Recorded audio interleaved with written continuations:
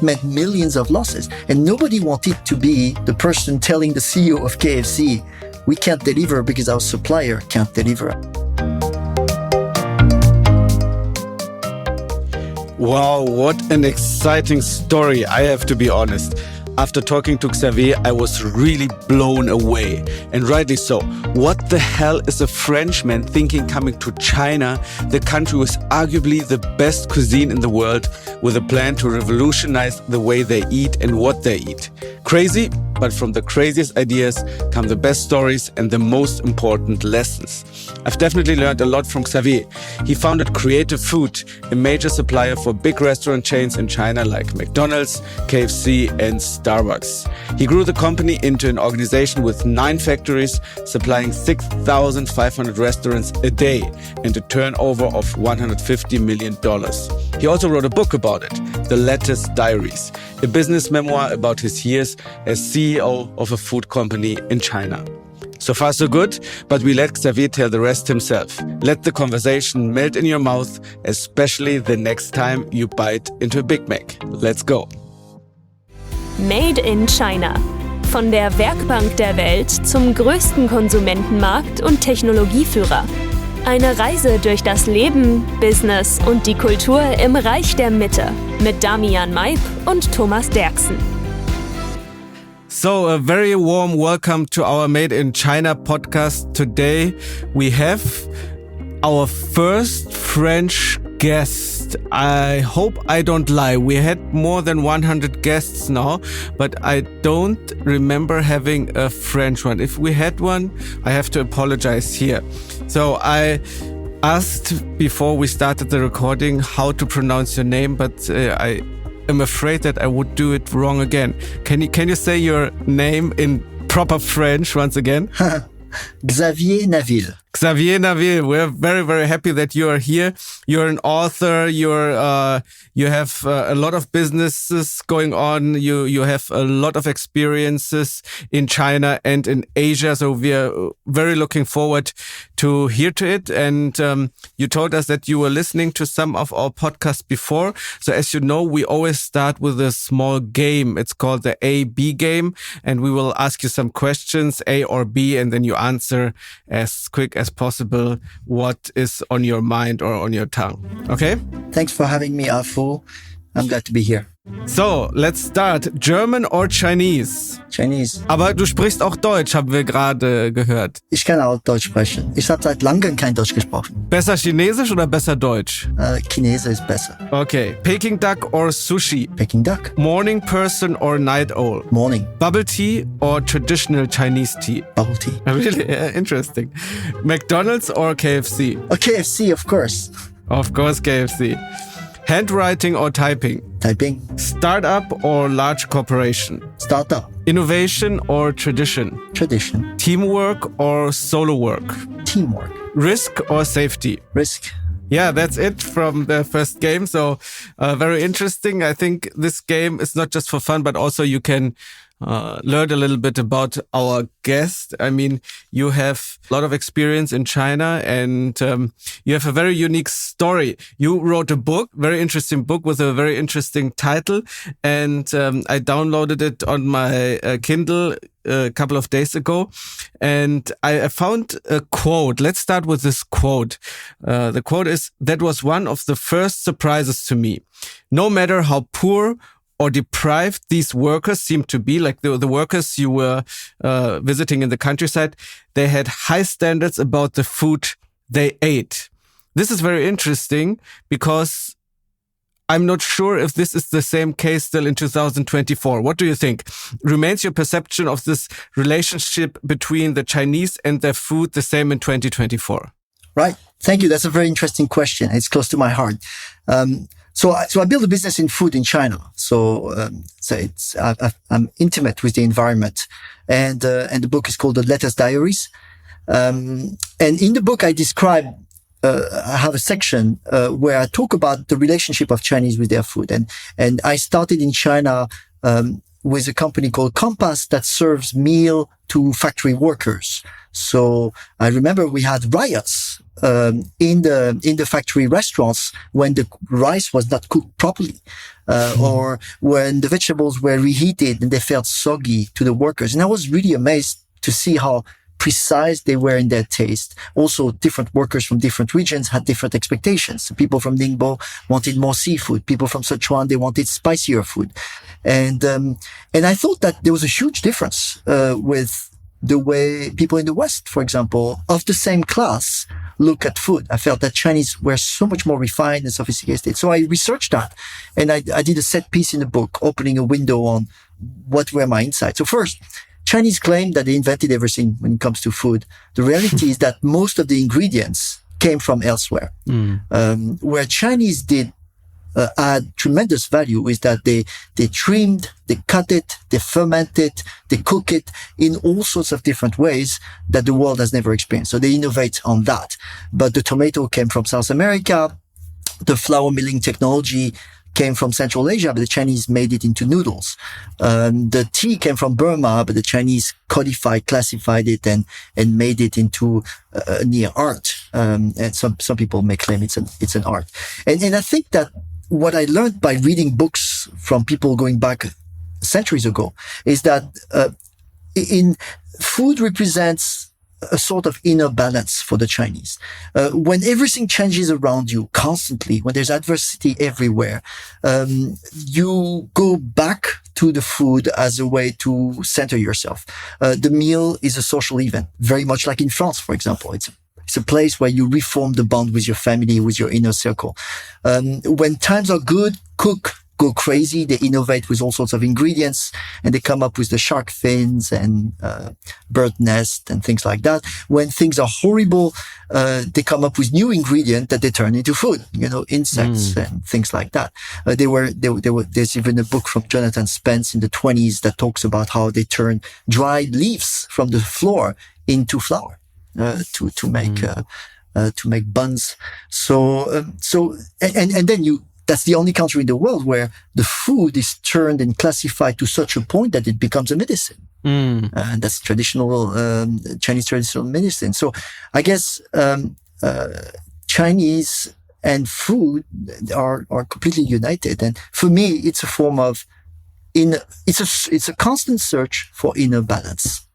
Yeah, so the interesting thing I see in my surroundings here in Shanghai is that some people most of the people are, as you said, very, very demanding when it comes to their food. They want high quality. They want innovative food. That's why the food and beverage industry is a very hard business here in Shanghai, because people are very picky, and restaurants are opening and closing very fast. I think most restaurants don't survive 18 months here in Shanghai. And on the other hand, there's this group of people who just want to have it very cheap and very fast. So that's why the instant noodle business also is so good here in China. And also the delivery food you can order for 25 RMB around here, or 30 RMB. But then you always see leaked videos where they show how they make this food, and it's not very high standard. So do you see these two groups also in Chinese society? Yeah, so of course. And you were asking, how did it change in 2024? You talk about instant noodles. The instant noodle category has been declining every year for the past 10 years. And it's replaced, as you say, by online ordering from nearby restaurants, and food. I started a business trying to sell salads to the Chinese.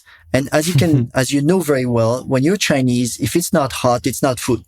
So I came with my Western concept of a salad. It's good for you. It's convenient. It's got all sorts of nutrients.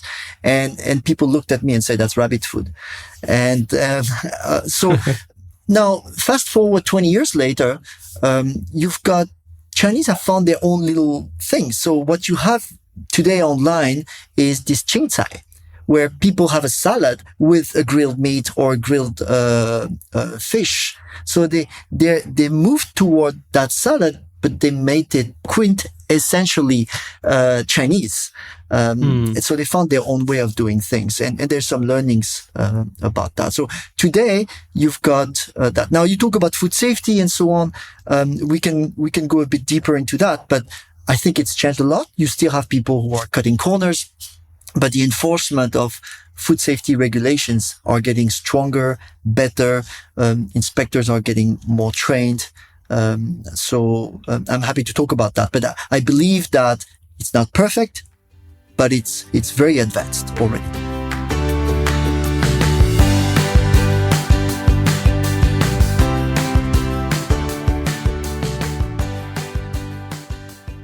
Yeah, so you already talked about it. It's a very interesting point. You, as a French, came to China to sell salad to the Chinese. So I'm very curious about what you were thinking at this time and what your thinking process was, what your business plan was to come to China and revolutionize the way what Chinese people eat. Yeah, well, it did not start like that. It was a very practical move. I came to China for my career. I was a finance director for a multinational doing catering meals inside factories and hospitals and schools. And we had this big central kitchen and we were shipping meals to factories around Shanghai. And we quickly realized, as I told you, and as I explained in the book, that that did not work for the Chinese workers. I mean, we had riots, reheated food on site just did not work. So we had to very quickly set up our own kitchen at the restaurant premises and have a chef cook in front of the workers. And that worked really well. That expanded. The problem is it left us with a big white empty elephant of a central kitchen in the suburb of Shanghai. We didn't know what to do with that. At the time, KFC had 100 restaurants in Shanghai. Today, KFC has 14,000 restaurants across China. It was in 98, 99. And they came to us and they said, we're still cutting these vegetables in the back of our restaurants. And in China, the vegetable at the time came very dirty from peasant farmers' fields. And you can imagine in a McDonald's or in a KFC restaurants, when you've got all this dirt on the floor with the meat next to it, you've got all sorts of contamination risk. So they said, we're looking for somebody who can do clean food professionally. At the time, there was nobody who could do that, apart from the airline caterers, the kitchens that supply the meals on board of the airlines. So they said, can you do that for us? And, opportunistically, I thought it was a business that would pay the bills for the central kitchen. And that business grew and KFC came to us and in a not so subtle way said, you've got to invest and become more professional in that category. Otherwise, we're going to find somebody else who can. And I spun off the business away from the multinational and started that vegetable business. Originally, it was not for KFC or for restaurant chains in China. Originally, the big vision was there's $800 million of vegetables that get imported from California to Japan every year by boat. It takes 2 to 3 weeks to transport fresh vegetable. It takes 2 to 3 weeks to transport to Japan, and China is 3 days away. If we can replicate the level of quality that we do in California on the eastern coast of China and ship it to Japan, we could absorb the quality issues by processing it, putting it in bag, making it clean, and shipping it to Japan, and tackle that $800 million business and take it away from the Californians. So we could offer same quality to Japan for 30%, 40% cheaper. So that was the vision and it made total sense. What I completely underestimated is that the Japanese did not trust the Chinese. So as soon as it came from China, they wanted to pay the China price. And I had a structure that was way more expensive than the China price. I had expatriates from California, experts in agronomy, and very quickly I found myself in a situation where I had no money. And then what was your solution? So at that time, I fired everybody. I fired all the expats and found myself with a group of local Chinese people who did not really speak English. I had to correct my vision, listen to people, and make money with what I had. And what I had was a clunky business serving shredded lettuce that goes into the burger of KFC in China. It was a fast-growing business because KFC is growing very fast. But I was a tiny little supplier for KFC. I was no PepsiCo. I was no Simplot. I was no Frito-Lays. And they treated me, like I was a tiny little supplier. So I had to do with that. And and to do it in a very pragmatic way, being very practical and very Chinese about it. At that time, we had no money. I tell the story in the book of us traveling by train and canceling all airplane flights around China and traveling by train to go and see our customers around the countries, to save on hotel nights. So we would sleep in the train and then save one hotel night. When I traveled to Hong Kong, I traveled by train to Shenzhen, took the boat from Shenzhen to Hong Kong. There is always these kind of failures or tragedies make for good stories when you look back, and you had a lot of stories to tell and you decided to write a book about it, the Lettuce Diaries. We talked about it. So what are the key messages of this book that you want to convey to your readers? Well, first, there's a message around food. Back in 2008, China was plagued by food scandals. And China, and all the headlines around the world were associated with food scandals. You've heard it. The infant formula scandal, the gutter oil in the food, and the restaurants. I wanted to state the record straight and say that for all these scandals, take the milk industry after the melamine scandal in 2008, China modernization of its dairy industry is probably the fastest in the world. They've achieved in the space of 10 years what the rest of the world took 150 years to do. So, in 2008, you had maybe 3% of the high-end dairy volume that came from professional large farms. And the rest was all coming from individual peasant farmers who are impossible to control because they come from everywhere. So everything gets mixed and you can't really control the quality.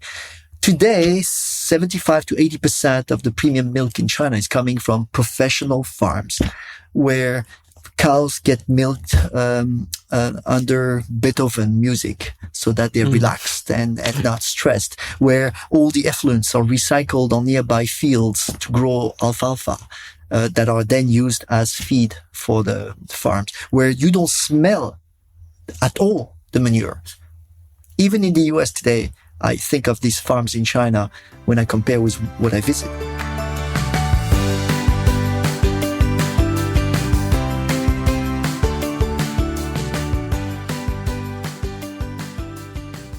So, and then after spending nights on the train to save hotel fees, you're now, I want to say, very, very successful. You have a big corporation with multiple factories and farms all across China. You travel around the world. I think, I guess you can afford good hotels right now. So how was the process that you said, okay, from this point on, I said, okay, now we made it. Now it's kind of stable. Now I don't have to save on hotel nights anymore.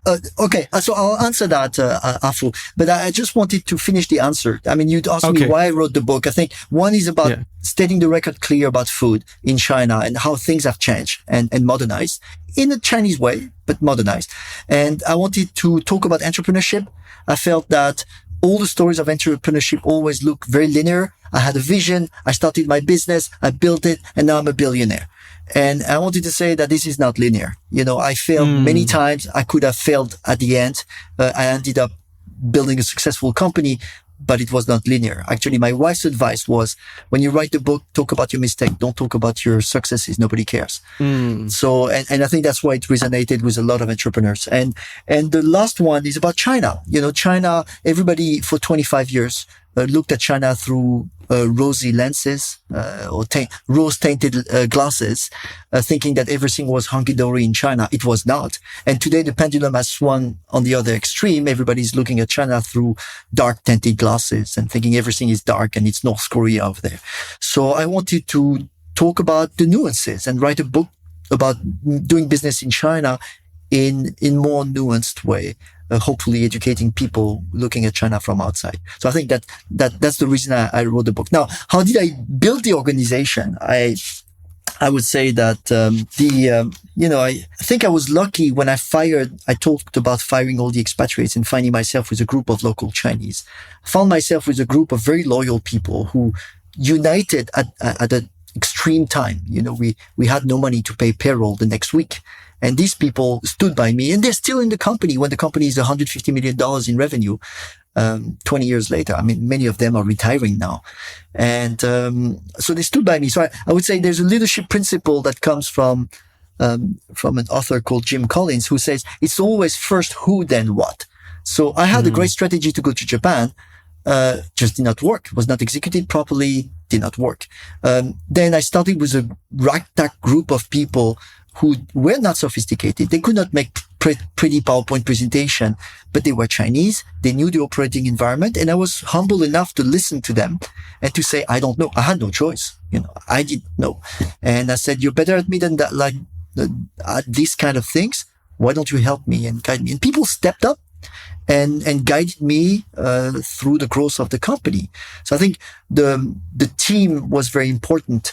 That being said, what we did is also build a culture of survival that was very thrifty. So we were constantly bridging the demands of a very sophisticated multinational like KFC, Starbucks, McDonald's, and the reality of a medieval agriculture industry in China with peasant farmers who were using axes and big axes to work on their field. So we had to be very thrifty to bridge that need. It's easy to meet all the requirements of the multinational and then you don't make any money. And vice versa. If you're not sophisticated enough, they won't work with you. So we built this very strong culture that was hard to preserve as the company grew, because you bring other people who themselves bring their other culture from other companies. And you need to be very vigilant that they don't dilute your culture. And the third element I would say is that we had a significant pivot at the time when we started to grow and make money. Nobody was writing email. Everything was done by phone. Everything was bootstrapped very fast, but not very coordinated or disciplined.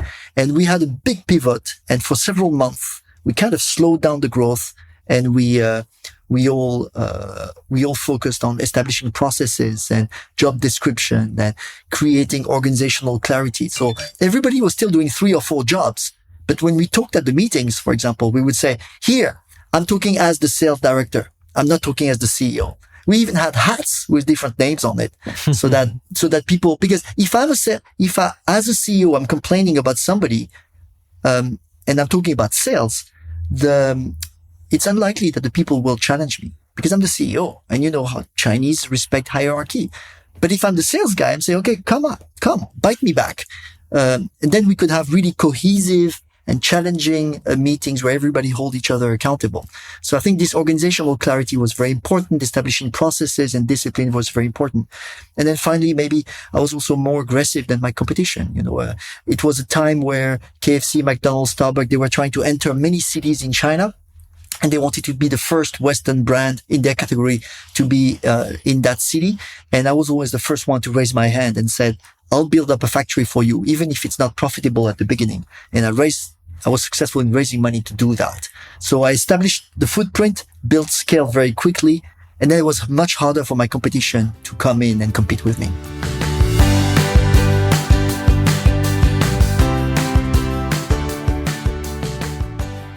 Very interesting. So let's talk about failures and mistakes. You worked with Starbucks, McDonald's, KFC. What were typical failures or mistakes these multinational companies did when they entered the Chinese market? And why is, for example, KFC now much more successful in numbers than McDonald's, for example? Well, I mean, one of the fundamental mistakes that McDonald's did was it's a mistake that many multinationals do when they come to China, or did.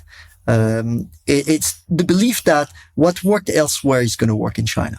So they would take the Malaysian model and say, hey, it worked in Malaysia, I'm going to apply the same thing in China. They also sent a bunch of Western expatriates in the business thinking that they were controlling the thing. In opposition to that, KFC they only had Taiwanese expatriate in the business at the time. And now they don't even have Taiwanese expatriate. They're all local.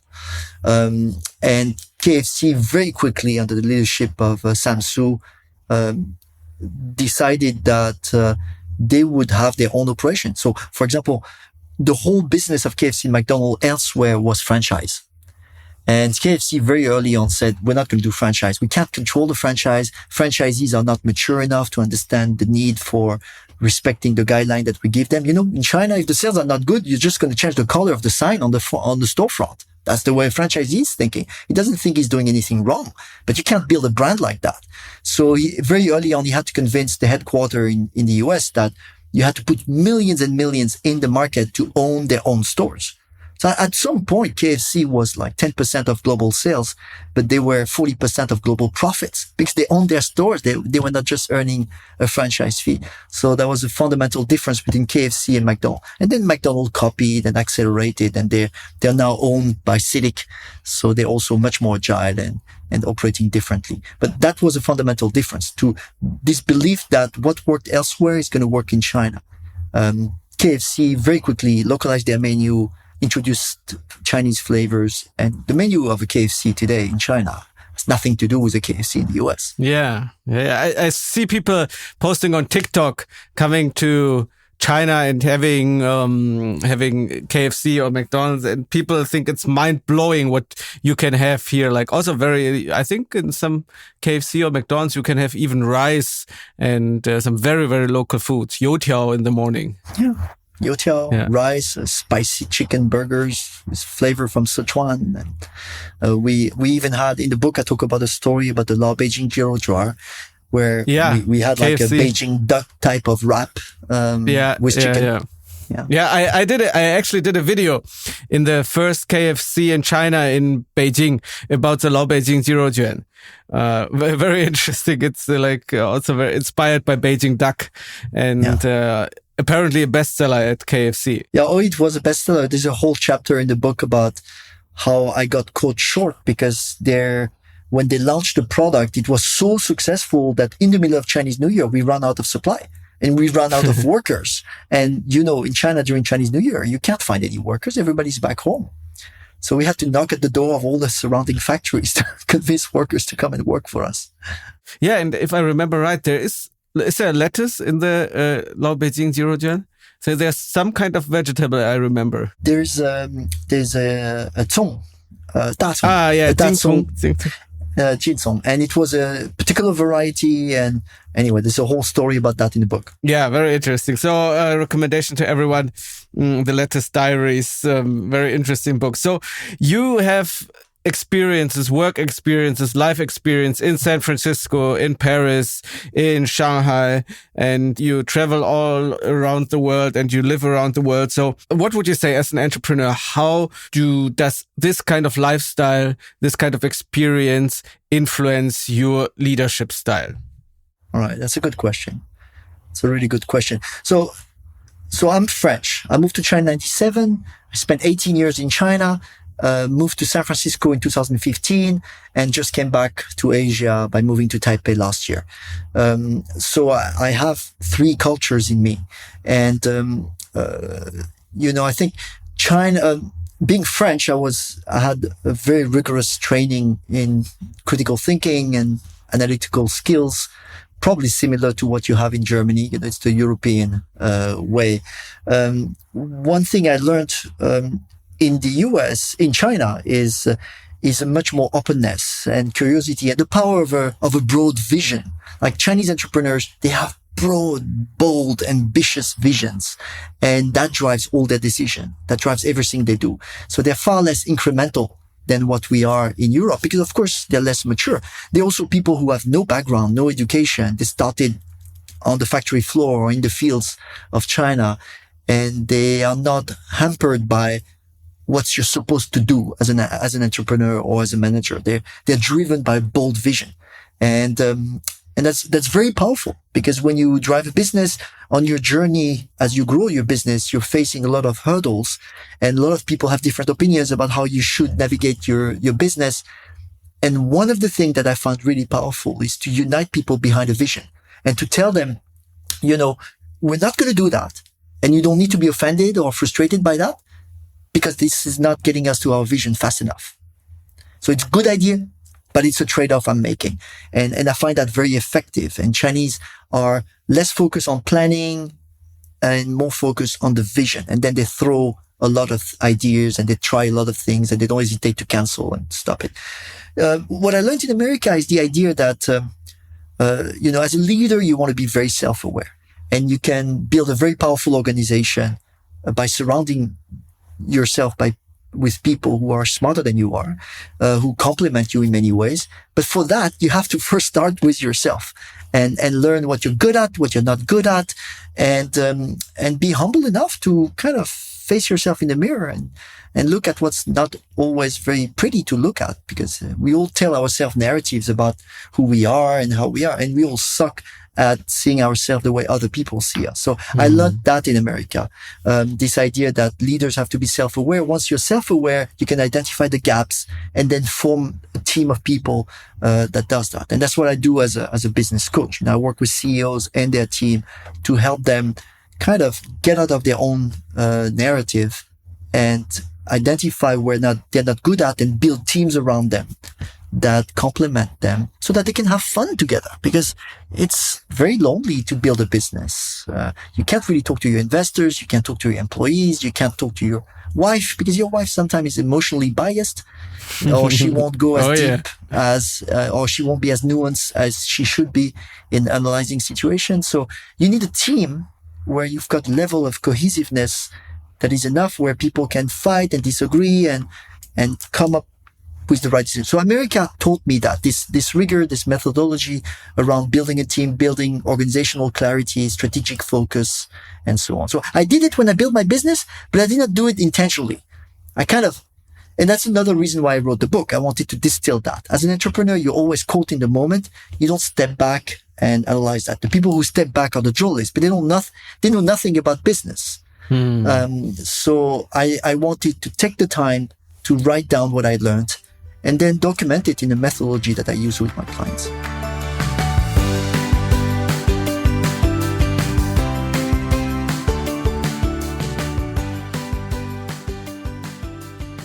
So what is your personal favorite story from the book, or your personal favorite lesson? I think it's always connected to a story. A good lesson comes from a good story, right? Yeah. So I think the most important thing is it's never black and white. I tell the story of when we launched the Lao Beijing Zero Jar in Beijing, and it was Chinese New Year. Nobody was working. Everybody was back in their family. We were scrambling. Everybody was sleeping on the floor of the factory. From the CEO down to the director of sales, everybody was cutting stuff in the factory. Everybody went back from home. But our clients, they were at home. And our clients, they were freaking out because they were putting millions and millions of dollars in advertising on TV to promote the Beijing Zero Jar. If we could not supply this 5% of ingredient in the product, they could not sell it. That meant millions of losses. And nobody wanted to be the person telling the CEO of KFC, we can't deliver because our supplier can't deliver. Our lettuce supplier can't deliver. And so what I did is I kind of found a middle way where we had some capacity issue, and we built some satellite kitchen. We went in the nearby villages to find the local restaurants and did all the preparation work, cutting, cleaning, trimming there, and then brought it to our factories for sanitation and so on. Of course, it was against the rule for a brand like KFC. If it came out in the public, if it went out on Weibo at the time, people would have said KFC is cutting corners with the safety of the food that they're serving. On the other hand, nobody wanted to tell the CEO of KFC that his millions of marketing budget would go to waste. So what happened is I did it without telling anybody. We went through the Chinese New Year period. I believe that the people on the other side knew what I was doing. And just after Chinese New Year, they called me and they said that I had to shut it down, and I paid the penalty. I lost some of my market as a result, and I got scolded publicly. But everybody was happy. We went through it, and I did not jeopardize my relationship. So that's the complex trade-off I had to deal with. So nothing is black and white. I'm not saying you don't have to respect ethical rules. I believe I was not jeopardizing the safety of the food that people were consuming because I was taking it through my factory processes at the end, sanitizing everything. But obviously, I made some trade-off. I'm thinking about one question related to Chinese food. And I've been thinking about this question for years. already. So why, and now I have an expert here, so maybe you have an answer to this question. Why is Chinese food so popular all around the world? We don't see it with Indian food. Indian food is also popular, but when we see Germany, for example, in Germany, in every small village, you have a Chinese restaurant, and you don't have an Indian restaurant. Even the population of India is quite similar to the of China. You don't have Vietnamese or Thai restaurants as many as Chinese restaurants. So it's a very interesting question. You said not everything that works abroad works in China, but the other way around.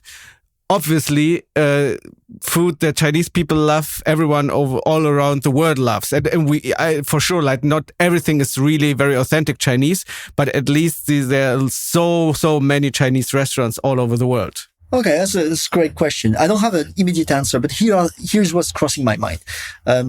One, you've got a big Chinese diaspora, the Huaqiao Chinese who are everywhere, and they immigrated probably in larger numbers than Indians did. So they were uneducated people, and the only thing they knew how to do is cook the food of the region they came from. So you already have a footprint here for that. Second, there's no such thing as Chinese food in the West. There's no such thing as Chinese food in China. So being French, I arrived in China and I was shocked at the food that I was eating, because for me, Chinese food was Vietnamese food. What we call Chinese food in France is Vietnamese food. It's Vietnamese migrants. My wife loved her mushu pork from growing up in Pennsylvania. Chinese don't have mushu pork. It doesn't exist in the Chinese menu.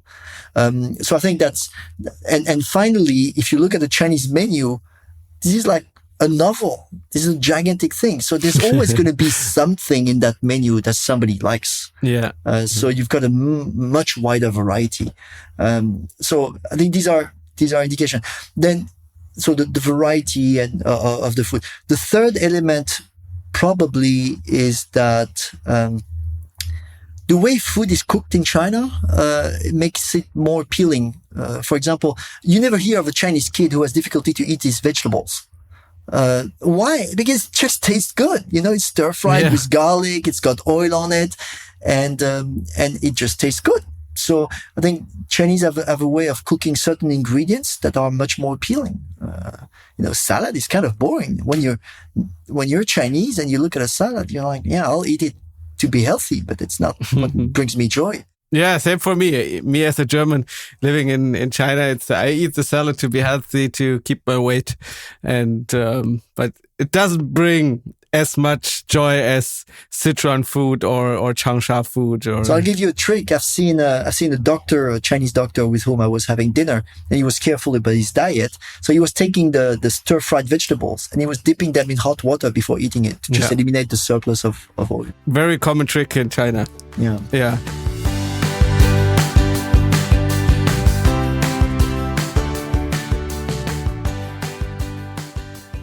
So as we approach our end, I would like to have a small glimpse into the future. So as you are a food expert, you also, for the people who don't see you, you are very slim, you look very fit. So I guess you take care about your diet. What do you think? How will China change its food habits in the next 15, 20 years? Because right now China is one of the biggest pork consumer in the world. The meat consumption is still rising, whereas we in Germany or France talk more and more about vegetarian and vegan lifestyles. That's not a thing, not a big thing in China, besides the Buddhist monks and some people in Shanghai, but it's definitely not part of the big reality of the Chinese population. What do you think? Will this change in the next decades?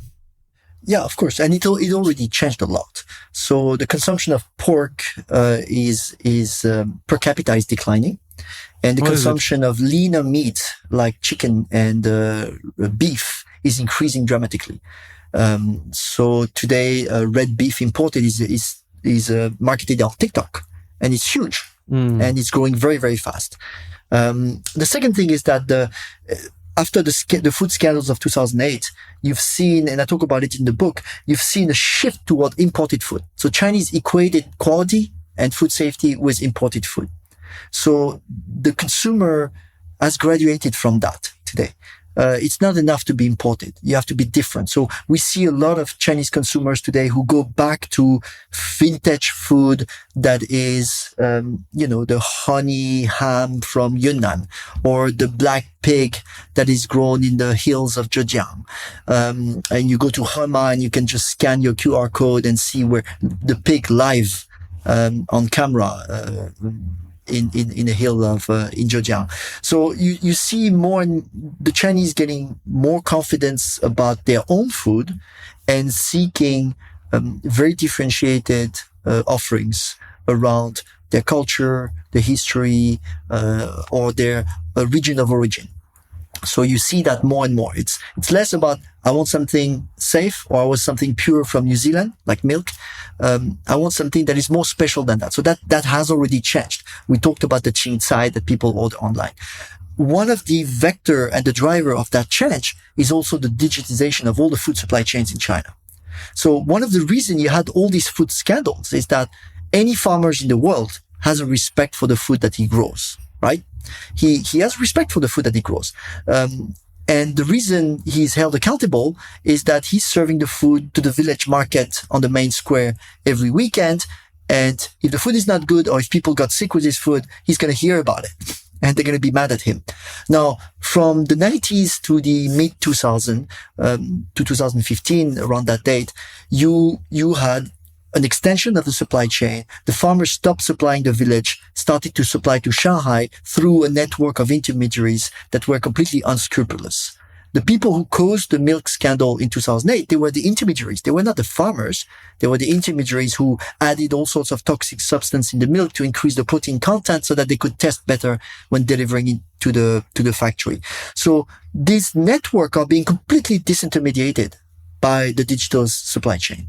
And today you have the emergence of, the country has urbanized a lot. So let's say you've got 900 million people in the cities that are connected now directly to 500 million farmers. And you're not probably going to go much below that 500 million. So China is still going to be a very fragmented agriculture space because you've got 20% of the people in the world serve from 3% of the world arable land.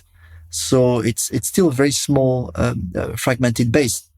But what's happening is that through the digital network, these farmers now are live streaming on TikTok, talking about their product and how different it is, their special orange, their blood orange, their special pig.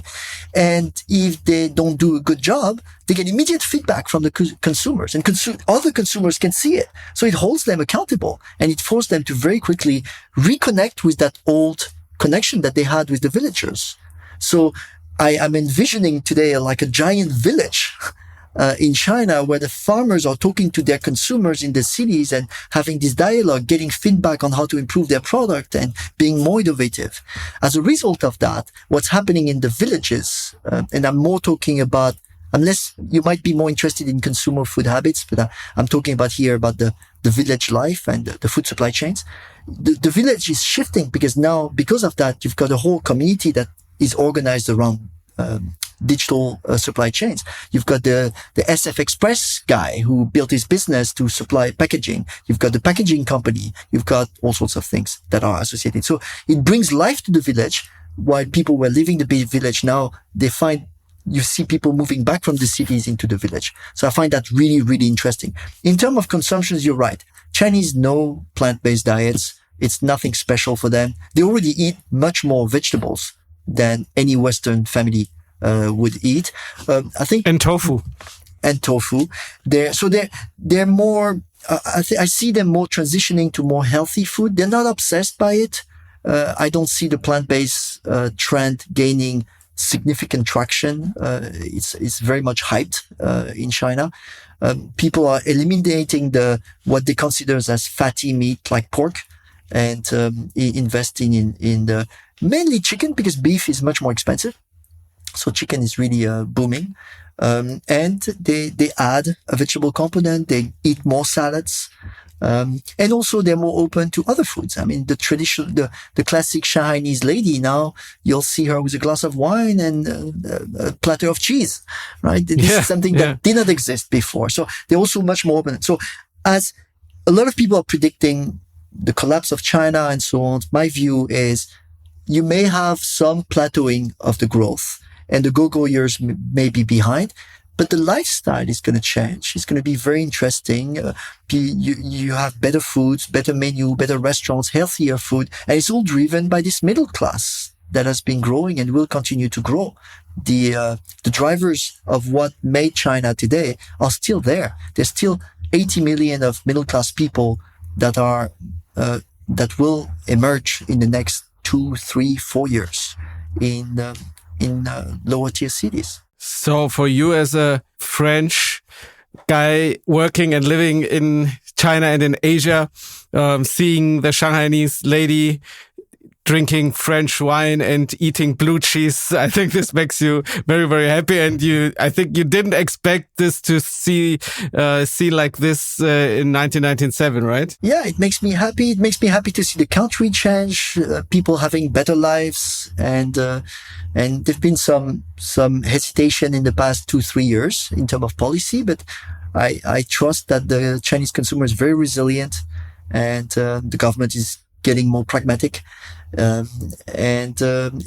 nice to see this city evolve. And it's not just Shanghai. If you go today to tier 3, tier 4 cities in China, and you're working with exporters from Europe, the thing that you need to explain to anybody who wants to penetrate China with their product is that it's happening in the lower tier cities. So you need to build a route to market that is getting deeper and deeper into the country. I think Yum China, so KFC, the mother company of KFC, published their results today. Their stock is soaring. They've got incredible results. And if you want to put a gun to my head, I bet you that the growth is coming from the tier 3, 4, 5. It's not coming from Shanghai. Yeah. So that's interesting too. Great. Xavier, thank you so much. I learned a lot, although I'm a big food lover and I do a lot of videos about food, but for me it was a really, really interesting episode. For everyone who haven't had enough recommendation for the Lettuce Diaries from Xavier Naville, and very interesting read. And thank you so much for taking us on this food journey, and I got quite hungry. Thank you, Afu. It was a pleasure to be here and an honor.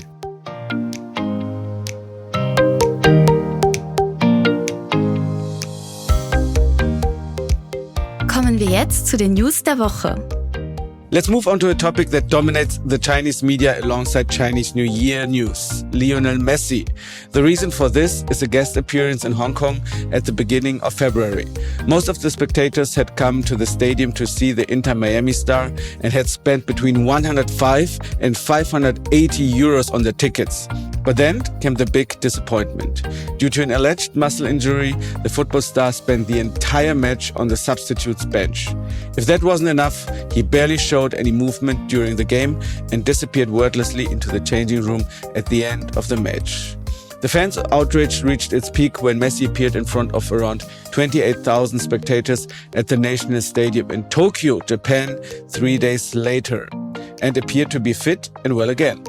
The disappointed Chinese fans vented their anger on social media, and the Hong Kong newspaper South China Morning Post headlined a commentary with "Hong Kong hates Messi and he deserves it." Messi apologized to his fans via Weibo after the disappointing performance and said he was looking forward to playing football in China soon. However, that doesn't seem to be the case anytime soon, as, quote, for a reason everyone knows, 2 matches scheduled for March for the Argentinian national team in Beijing and the East Coast city of Hangzhou have been cancelled. What do you think? Are the harsh words and measures deserved, or should we be more lenient with athletes who are already under a lot of pressure? We look forward to discussing this with you on LinkedIn. And with that, we say goodbye. Have a great week. Hear you next time.